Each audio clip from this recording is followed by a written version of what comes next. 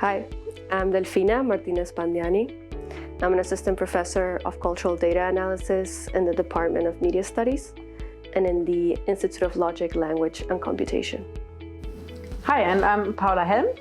I'm also an assistant professor in empirical ethics and critical AI studies, also at the Department for Media Studies and at the Amsterdam School for Cultural Analysis. Together, we will be joint fellows of the IAS and the Data Science Center between March and July of 2025. More and more AI systems are being used to look at data that is publicly available from social media and also data that is often monetized, like content on YouTube, TikTok, Instagram. But what are the empirical ethics of researching this kind of data with AI? And how do data science researchers deal with the fact that AI is not neutral, but rather shapes the vulnerabilities of the data subjects that they study?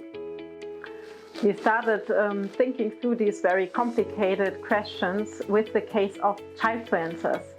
So children that are regularly exposed online, on social media, for example, on family vlogs. This case poses a lot of ethical tension, for some even moral outcry, as these children are also often being monetized. So when we started collecting data on this case, we very quickly came to grapple with the issue of vulnerability. But what is vulnerability?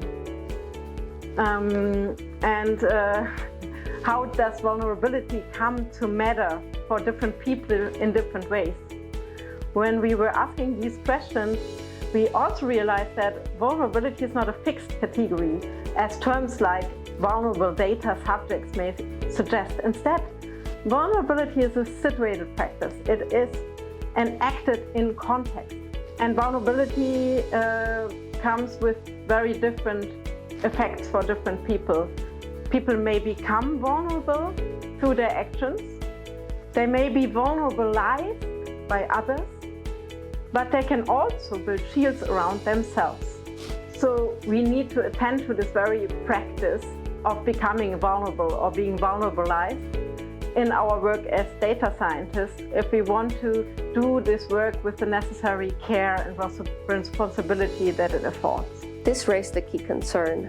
While there's more and more attention given to AI ethics, there's not really a lot of tools or protocols that can help researchers and data scientists like myself navigate the messy and situated decisions that we have to take when looking at this kind of data, taking into account the different levels of vulnerability and the co-construction of vulnerability. For example, in the case of family vlogs and child influencers, we would really like to have a protocol that can help us understand the kind of decisions and the downstream effects of applying things like facial recognition on minors. And this is why we will do 3 things in our fellowship. First, we will rethink what vulnerability means for data science and in data science practice. Second, we will be looking at how different AI models, systems, training data sets obscure and reveal what gets shown, what is visible, and how these vulnerabilities get reshaped. And then thirdly, we want to get into critical making and doing by developing a playful toolkit for data scientists to use for navigating complex ethical decision-making within data science work.